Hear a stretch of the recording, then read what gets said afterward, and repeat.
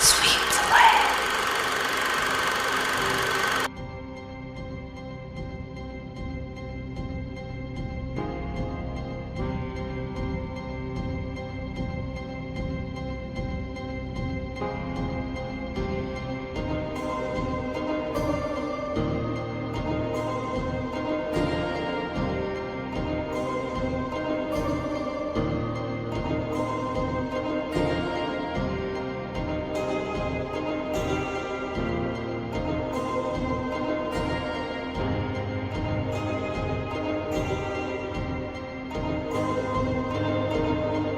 Words like violence break the silence, come crashing into my little world. Painful to me, it's right through me. Can't you understand? Oh, my little girl.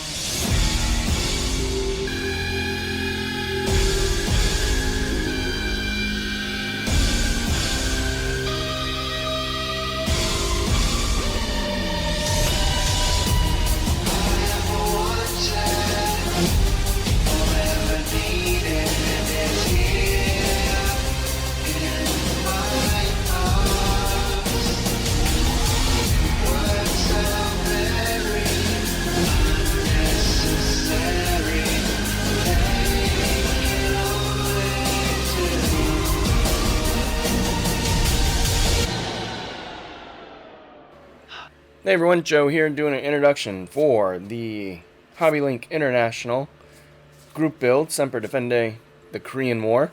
Again, being hosted over on Hobby Link International's site and their forums. There's a ton of group builds. These go all year long, so links below in the description to go to Hobby Link International, get signed up. You know, it's free, and take part in the forums and the community there. It's a really great community.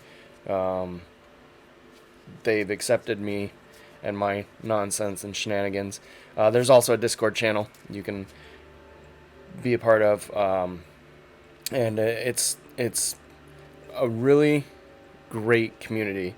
I know YouTube has a great community as well, and a lot of the people on there are in YouTube, so it's kind of a transitioned community, and really accepting, and like I said, a lot of fun. Kenny does a lot of great things to bring everybody together, including these group builds. Again, which is, for this one, the Korean War. I believe the thing with this one is it has to be a vehicle, a tank, a aircraft that took part in the Korean War.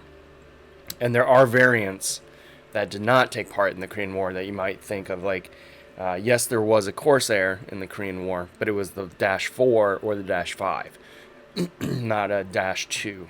So, that kind of thing. So you got to do some research, find out what was accepted, what wasn't. I made it pretty easy on myself. One, this is what we're going to be doing.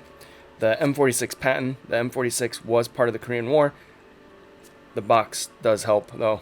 So this is a Dragon kit, and it is part of the Korean War series on it, as you can see. If you can't, maybe, I don't know. And the tracks in this particular Dragon kit are notoriously bad. I watched a few videos, and everyone is saying the same thing. So they all say to go out and get a separate track set. That's what we're going to be doing. It's still all sealed up here inside.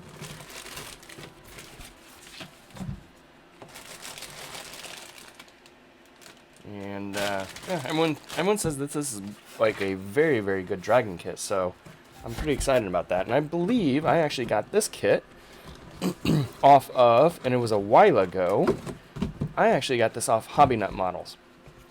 And he was having a killer price on that. I think it was like a year or two ago that I got this. So that was pretty cool. And again, that's what we got. That's what we're going to build up. I will not be doing the Tiger scheme, just so everyone knows. One, I don't really want to use decals for that.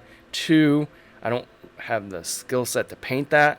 And three, it's just not really my thing. I don't care for it. I like the plain Jane olive drab. Oh, I've got a figure to go along with this too. I'll have to show that in another video because it's upstairs. But yeah, we got a little Korean War figure, U.S. Army tank crewman. So we'll put that in here as well. All right, everyone. So after that long-winded intro, we didn't use those tracks after all. Went out and got the R models from China, metal tracks and with pins, and oh my gosh, I now know the rage of metal tracks, or what all the rage is all about, I should say. They're awesome. No issues whatsoever. The pin, it was friction fit, so everything just went together really well. No glue, no drilling out anything. It was awesome. So I was really excited to do that and try metal tracks for the very first time. So we did that, got these tracks. And then here is our figure that we went ahead and got. It was Def Models USMC Tank Crew, Korea, 1950. So we got this person here, and we got them in the kit, or in the final build as well, coming up. So really excited to do this figure. I still have practice, of course, but you'll see in the end. The paints we use are going to be the AK series, the real colors, and we use the Syrian Republic Desert Yellow and Olive Drab number 9. So what I did was base coated this in black primer using the Mr. Surfacer Black Primer 1500, and then put down a base coat of Olive Drab, then lighten that up with some of the Syrian Yellow and lighten it up a little bit more just to give it some modulation, post shading, whatever you want to call that, and kind of went from there. I actually really liked how it turned out, so much so that I was hesitant to either weather it, but I did weather it, and some of the product I used to weather it was this AK Terrains Dark Earth, the diorama paste. You can put it on there, and then if you need to blend it, you can use some water and blend it in a little. I did do some splashes. You're going to see a bit overdone on the splashes. It does not mix well. The color differentiation is way too much. So again, still learning my weathering and all of that great stuff. But enough of this. Let's take a look at the build itself. Here we are. We got a little guy standing in front underneath the barrel. Probably the safest place not to stand, but safer than in front of the barrel, I guess. But here he is, and all in all, I think the tank came out pretty good. It's pretty beat up. I cut the front fenders off to expose the tracks, and we can see that it's got a bunch of weathering on it, a lot of mud, a lot of pigments. Here's just kind of a lower thing. My guy's face got messed up a little bit, so a little bummed about that. But anyways, learning the highlights on the clothes, learning a little too much for me. I think I'm gonna go back to my dry brushing for the highlights. I tried to do the whole, technique. I did the glazing this time, which was awesome. I like that. But then I tried to do like the highlights that Night Shift does, or Rick Lawler, and paint them in, and I just don't have the hand for that as of right now, so it didn't turn out that great. It's not terrible, but I think dry brushing kind of works out better and looks more realistic to me. Just my personal, how I like to view things. Again, just some more pictures, a little closer side view. Our guy's in a safer spot now, and doing well. But very cool. Like I said, the metal tracks were a lot of fun. Got a little bit of sag in them. Probably could have put one more link in there and got them a little saggier, but from the pictures I saw, it looks about right with the return wheels. Just a lower version of that picture, a little higher version of that picture. The rear end showing you the caboose shaking its thing, and you can see our exhaust is rusted up a little bit. We got some black streaking underneath the exhaust.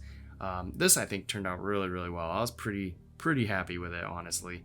The mud looks like it's more dried and not just spackled, so I was pretty happy with that one. And you can also see that the tread is worn a little bit. I kind of sanded off to have the metal shine through. Then just a top-down version from the back, the other side, and finally their front again without our person. So that's all I got, and that kind of wraps this build up. Happy to have it done and off the bench. Again, only about my 8th armor build total. There's not too many on the channel even, but this was a lot of fun and got me back into wanting to build more armor. So I'm excited. go on over to HobbyLink International, check out the forums. Everything's posted there, just like with the Meteor. Again, the Meteor that's the only place you can see the final pics on the Meteor I was building for this same group build. So head on over there, sign up, check it out, free of charge. It's really cool place, as I said in the beginning. So with that being said, I hope you all are doing well. Hope you're staying safe. Till next time, take care. I'll ever